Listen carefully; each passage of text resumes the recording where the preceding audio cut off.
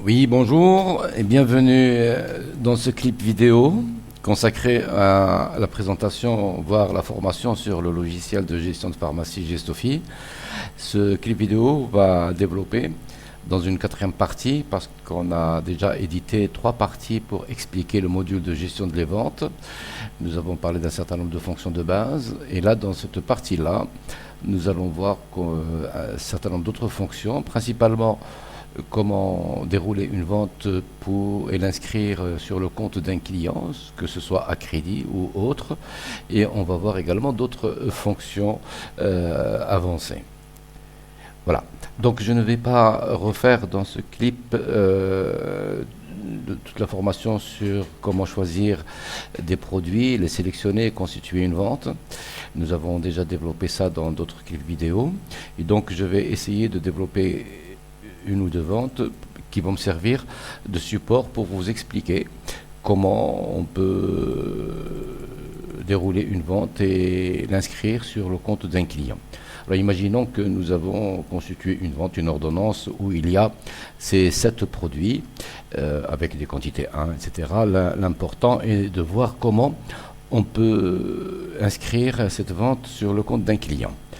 Alors que les dernières fois, on s'était intéressé à valider des ventes pour des clients de passage. D'ailleurs, pour valider une vente pour un client de passage, je rappelle que c'est le bouton valider vente avec la touche ou la touche de fonction F12. Et quand il s'agit d'un client, soit qu'il est déjà inscrit, il est en compte, soit c'est un nouveau client et que vous voulez, pendant la vente, lui créer une fiche. Alors, on va, au lieu de cliquer sur le bouton F12, je vais un peu vite, je clique sur le bouton F11 et j'ai cette fenêtre-là qui va me présenter un certain nombre d'informations que je vais vous expliquer de haut en bas. On va choisir bien entendu le mode de règlement, sachant que pour un client de passage, le mode de règlement par défaut, c'est pour ça qu'on ne le choisit pas, c'était un mode de règlement en espèces. Donc s'il y a même un client de passage et qui veut vous régler à crédit, vous passerez également par le bouton F11 et pour, par exemple, saisir les coordonnées du chèque numéro, etc. Ou par carte bancaire, avec un numéro de carte, ou en espèces également. Alors, et dans ce cas, vous me diriez, on aurait pu le passer par le bouton F12 de valider vente. Mais là, peut-être parce que c'est un client en compte qui peut régler en espèces. Par exemple, le client Omar peut régler en espèces. Et peut aussi régler en espèces pas la totalité de la vente. Cette vente-là, dans son total, fait 1672. Et bien, ce client-là, Omar, va vouloir peut-être avancer 1000 dirhams. Les 672 que vous voyez ici, au lieu que ce soit un rendu, c'est un solde qui va être porté à son crédit, enfin au début du compte. Et donc, par contre, si il vous donne 2000 dirhams, la couleur change pour signifier que c'est un rendu réel et donc il va faire partie des décomptes monétaires, etc. Ou bien, donc je reviens à l'opération qui est un peu plus complexe dans le sens où c'est ce qu'on appelle une vente avec un règlement partiel, n'est-ce pas? Un règlement où le client règle moins que la somme due. Et donc, que voici, je clique sur le client en main et je valide. Je ne vais pas le faire. Alors, imaginons que ce client n'est pas inscrit en compte et que je veux lui créer sa fiche. Dans ce cas, j'ajoute un client ici. Je mets son nom, Alaoui Ahmed, et je renseigne un certain nombre d'autres informations, telles que le matricule qui n'est pas obligatoire, son adresse n'est pas obligatoire, ses coordonnées téléphoniques, son GSM, son email, qui peut être intéressant à conserver. À la limite aussi, peut-être la photo de la personne, si vous avez le temps, effectivement, de la saisir, d'accord, de la sélectionner. J'expliquerai ce module de création de clients sur un autre clip vidéo pour développer un certain nombre d'autres choses, pas dans ce contexte-là de vente. Par exemple, tout ce qui est sécurité sociale, tout ce qui est les affiliations pour les pharmacies au Maroc. Est-ce que c'est un client à qui je peux accorder des points de fidélité? Ça aussi, ça fera partie d'un autre clip vidéo dans lequel on va évoquer la gestion de la fidélité. Je peux aussi faire en sorte que ce client, par exemple, est un client dont je ne veux pas que mes employés, moi pharmacien, je ne veux pas que mes employés puissent consulter son compte. Donc c'est une sorte de confidentialité, soit mon compte personnel, soit le compte familial de membres de la famille, et je ne voudrais pas que les employés puissent consulter les détails des produits qui ont été livrés à ce client. Dernière chose importante cette fois-ci, enfin plus importante par rapport au contexte dans lequel on est, c'est la possibilité de faire en sorte que ce client puisse bénéficier de remises. Et là, je clique sur ce bouton « Ajouter remise ». Alors, ces remises peuvent ne pas être linéaires, c'est-à-dire indépendantes de la catégorie de produits. Comme vous le savez, les produits ont des marges différentes. Donc, même si on décide de donner des remises à des clients particuliers, on pourra choisir à quelle catégorie. Par exemple, je peux donner une remise de 10% pour ce qui est de la parapharmacie, compte tenu que j'ai une marge ici de 50% par rapport à mes fournisseurs. Donc c'est intéressant de pouvoir opérer de cette manière-là. Ok, vous pouvez modifier la remise, supprimer la remise. Donc je récapitule. Je viens de créer un client. J'ai donné quelques informations de base. Je peux compléter cette fiche à tête reposée parce que je suis actuellement dans le contexte des ventes. Je veux juste liquider la vente pour pouvoir inscrire cette vente au compte de ce client. Et donc je valide. Rappelez-vous que j'ai donné une remise de 10% pour si la vente comporte des produits de parapharmacie. Et vous remarquez que dès que je l'ai créé, avec le taux de remise de 10%, Gestofi a inscrit automatiquement le taux de remise pour ce client. Si je prends un autre client, par exemple, ici, Wadi 1, elle n'a pas de pourcentage de remise par rapport à la parapharmacie. D'autres non. Je reviens à notre client qu'on vient de créer, et donc Gestofi recalcule la remise. Donc on choisit un client. Si je dois choisir un client contrairement à celui-là que je viens de créer, par exemple, il suffit de taper les premières lettres et vous voyez que la barre vidéo s'est pointée sur le client qui commence par W. Je reviens encore à mon client et avec mes 10% de parapharmacie, et donc le net à payer est de 1642, et ce client-là me donne 1000 dirhams. 1000 dirhams, le rendu devient rouge, c'est-à-dire ça devient un solde de l'opération, et dès que je vais valider cette vente, voilà, là il me dit que attention, il y a un produit ordonnancier que je dois inscrire dans l'ordonnancier, mais il me remplit les données de l'ordonnancier, donc le registre ordonnancier, je valide quand même, et le récapitulatif de la vente étant le suivant: 1642 moins 1000 dirhams égale 642. Je n'ai pas de point de fidélité parce que je ne gère pas les points de fidélité pour ce client. Je confirme et ma vente est conclue. Si j'étais rapide, je vous invite à redérouler la vidéo autant de fois que possible pour essayer de cerner les cas que je viens d'évoquer. Alors je vais quand même refaire une autre vente, comme ça les choses peuvent rester. Voilà, je choisis des produits, je change, je prends des cosmétiques, toujours. Alors imaginons que, justement je vais évoquer ici, imaginons que pour ce produit cosmétique, je donne déjà 10%, ou ici je donne 5%. J'accorde 5% de remise. Si je viens à F11, crédit et autres, ok, voilà. Vous avez remarqué que dans la catégorie parapharmacie, le total des ventes, le total de prix de vente est de 512, mais la base remise qui me reste, si je dois accorder encore une remise, il ne me reste que 362. Pourquoi?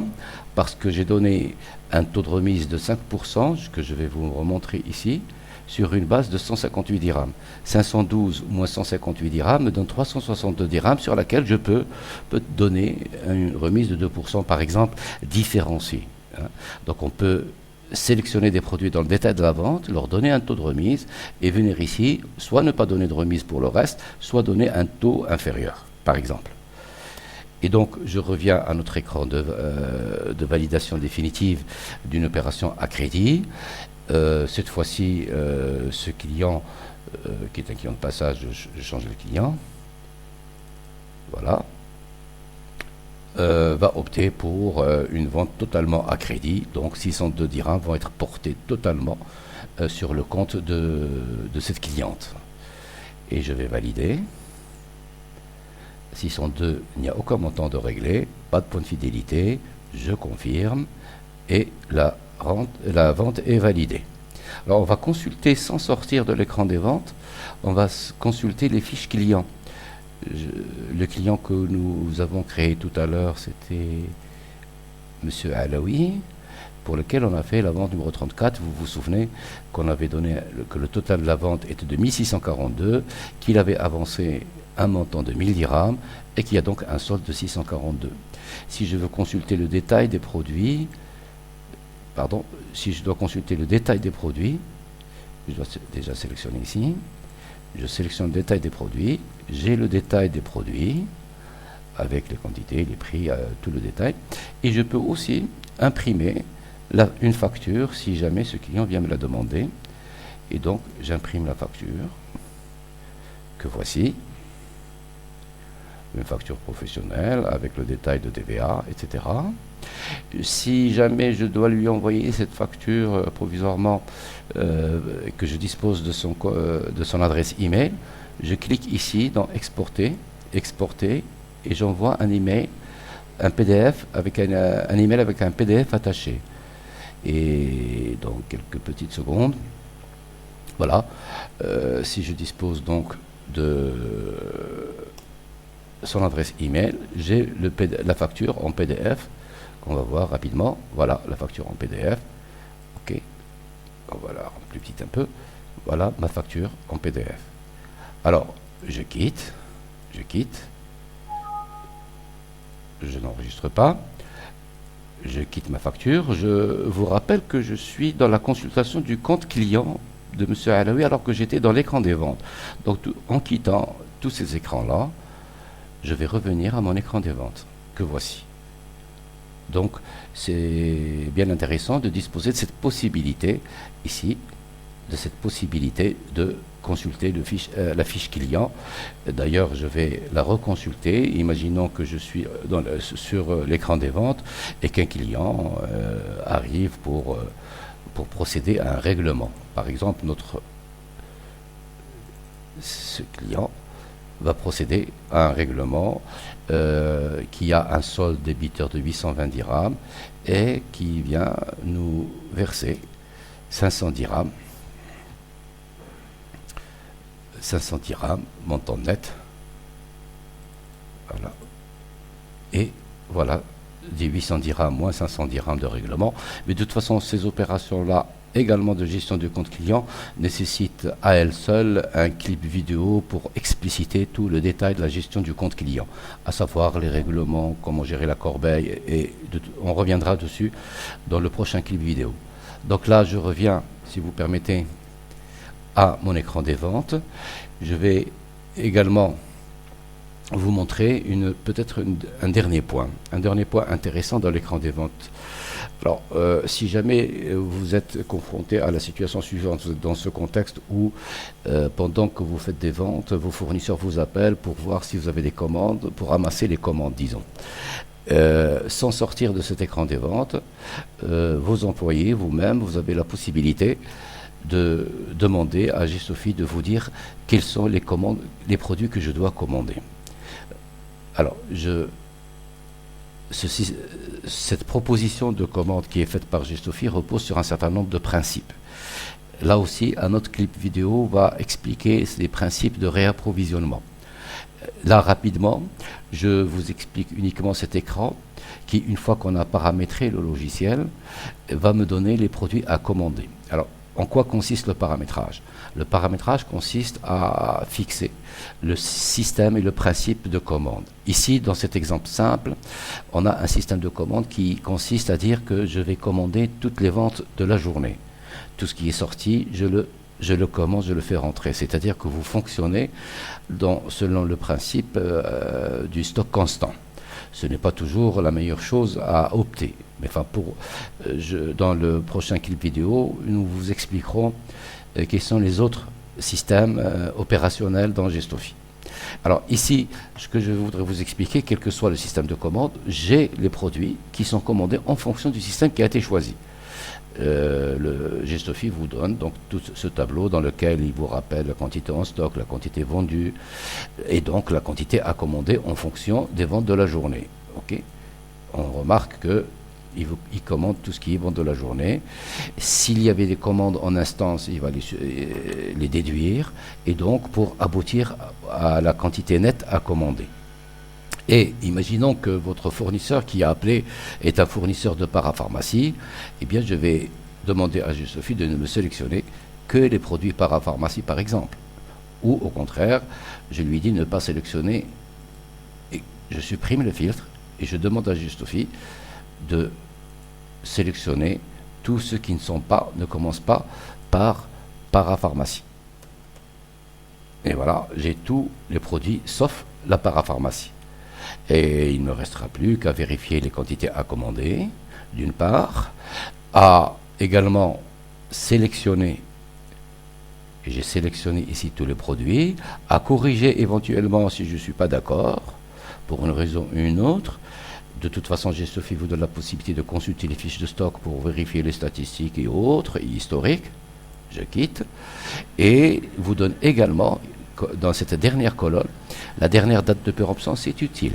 Hein, pour voir est-ce que c'est à commander ou pas en fonction de la date de péremption.